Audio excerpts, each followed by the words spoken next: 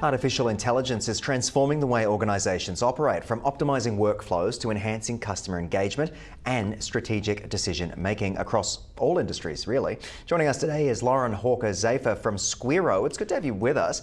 What key business challenges is AI actually helping to solve right now? What are you and your team witnessing? So first of all, it's lovely to be here this morning. I'm Hawker Zafer, as Mike's introduced, from Squirro. I'm the Chief Operating Officer. I'd say that there's a multitude of complexities that AI is actually trying to solve at the moment, Mike. I think that AI plays a pivotal role at the moment, really, to help businesses navigate the complexity, the complex ecosystems that businesses are confronting. AI is being used, obviously, to enhance efficiency. We've heard this a lot in the mainstream media. It's really unlocking a lot of opportunity, growth opportunities in particular for businesses. And I think that one of the key things that's really enabling a lot of smarter decision making, namely ensuring that there is this adjustment of data into foresight rather than hindsight. We're used to working with historical data, but now AI is really intensifying and making sure that we can work with foresight. AI nowadays is not just an advantage, It is something that is really essential for resilience and innovation. And we see it mainly from a Squirro perspective being used for things like productivity and efficiency gains. That's one of the leaders at the moment, but also innovation depending on the sector, a lot of automation requests, as well as operational cost reduction, and of course the unification of a lot of workflows. Yeah, 100%. And it is that unification and that management of all those data sets and things that makes this such a powerful tool. But what measurable benefits are organisations seeing from these AI solutions? Everyone's always looking to get that ROI, or they understand exactly what they are getting out of it, especially those who perhaps don't understand or have time to understand and they're far too busy leading, etc.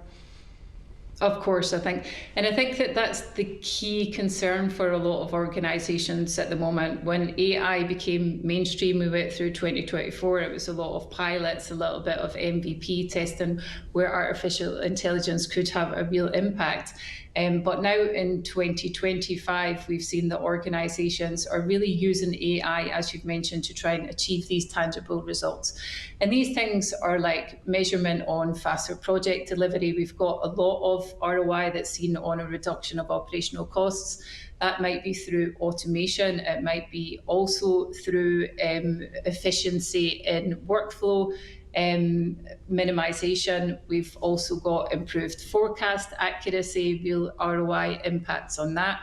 Given the movement as well into predictive analytics in real time, we're also seeing, that interactive supply chain analysis that's reducing a lot of costs. And at the same time, we've had this introduction to hyper-personalization, which the impact leads to tangible, visible results and a lot of things that incorporate the customer into the customer experience. So that's really where we're seeing those measurable benefits for organisation, I think. Yeah, okay. So how could businesses perhaps start to prepare for that next wave of AI adoption? Let's face it, there's new tools coming out all the time. I can only imagine what's next. That is the big question. It's the big question about what is next. So I've touched upon it, in my opinion, heavily watching it in the emergence of the Chief Operating Officer's angle, but also from Squirro. We work with a lot of regulated industries, a lot of regulated clients. So we're really interested in seeing the development, as I've mentioned, of this real-time predictive analytics, the deeper integration of AI into organizational ecosystems. And I think as well, like a lot of organizations are looking to focus on responsible AI. Now, countries are taking a different approach. We've seen that in America have now got a different AI action plan. So there's a little bit more try quick, fail fast, whereas the EU are taking a little bit of a more regulated, slower approach. So responsible AI is definitely going to be in the forefront. Now, to answer your question, I think that It's essential that each individual, the organisations, are familiarising themselves with the developments that are happening at lightning speed.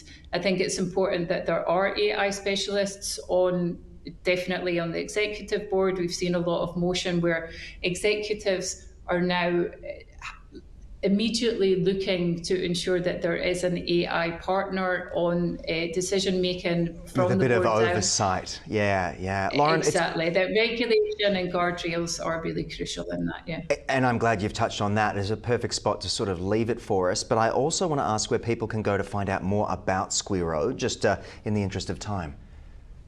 Yeah, definitely.